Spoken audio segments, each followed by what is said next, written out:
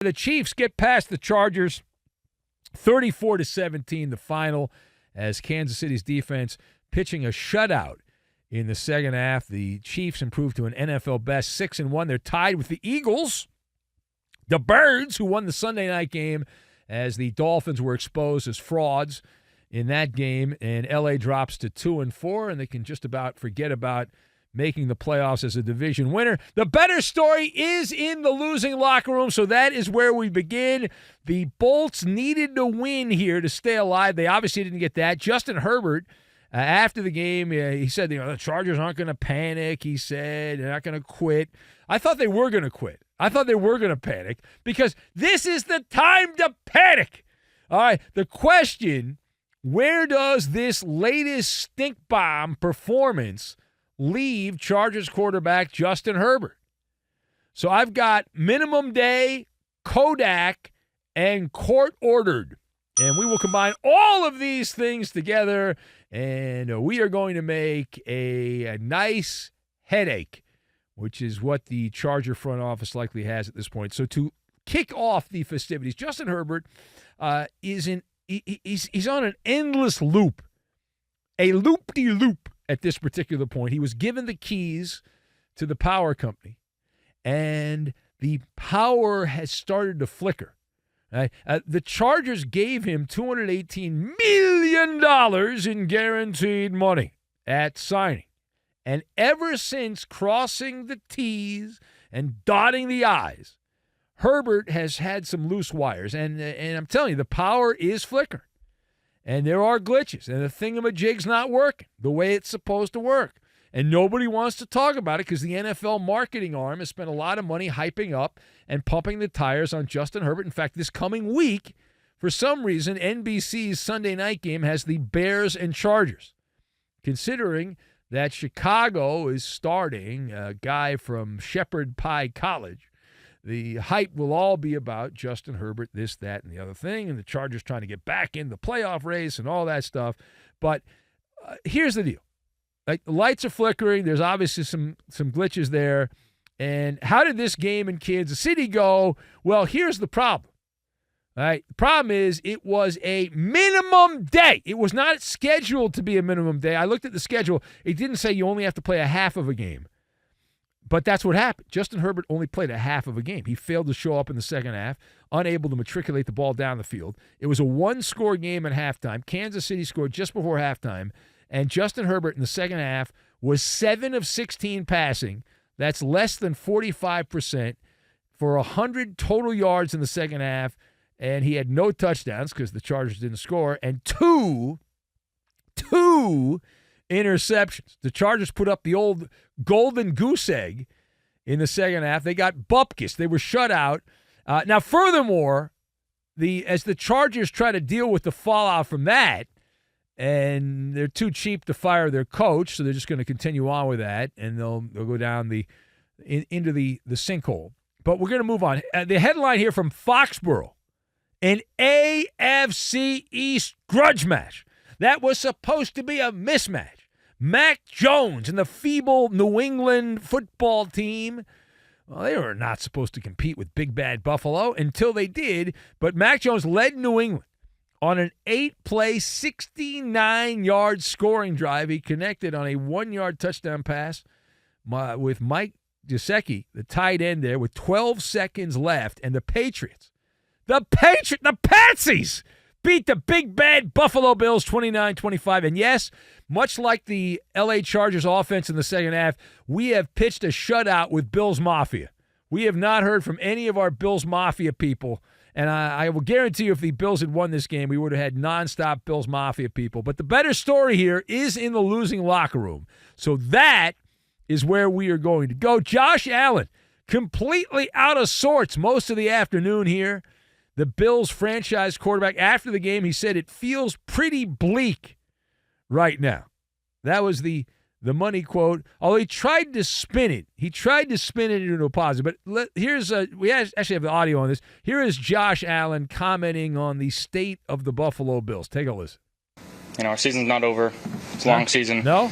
No, it feels pretty bleak right now. But yeah, that's what I said. We're going to figure it out. I don't know that you're going to figure it out. wouldn't you think you would figure it out by playing the Patriots? Wouldn't you want to play the Patriots? Patriots suck. They're terrible this year. Wouldn't you want to play the Patriots? So if you barely beat the Giants. So do you agree or disagree with the sentiment? Not that the Bills are going to figure things out. Forget about that for a second.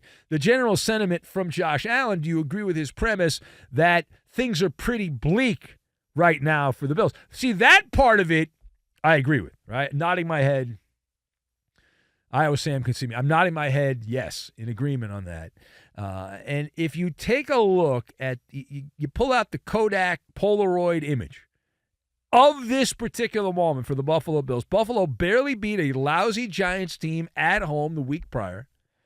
That was after losing in jolly old London. For he's a jolly good fellow, for he's a jolly good fellow. That would be Jacksonville, and nobody can deny. So you had that. The Bills all of a sudden are on a spiral here where they're in a pretty deep, dark place all of a sudden. There's no excuse. I don't care you had a bunch of guys injured on defense. The backup should be able to contain the Patriots' offense. That is embarrassing. Like, that is a ghost ship, the Patriots, coming into this game, floating aimlessly at sea, devoid of all life, decaying, a maggoty roster, and all that switched around, the old switcheroo, in the game on Sunday. And Josh Allen, in the lead up to this game, we were handicapping the game during the week for the TV show, and Josh Allen missed practice with the shoulder thingamajig. And Allen said it was just maintenance, everything was all right, but his performance would indicate that that is not exactly the case there. I'm not giving him the injury mulligan at all, but he has been very careless with the ball. And we talked about this earlier in the year, and then Allen, I think he went back-to-back games where he didn't have a turnover, and he looked really good and all that, but he's back to being careless with the ball yet again. In this game, Allen had an interception near midfield that led to a Patriot touchdown. The last 3 weeks, Josh Allen's got 3 interceptions and lost a fumble. Now, I never played in the NFL. I just do an overnight show. That doesn't sound like a formula for success. And he's not exactly on the same page with Stephon Diggs, his star diva wide receiver.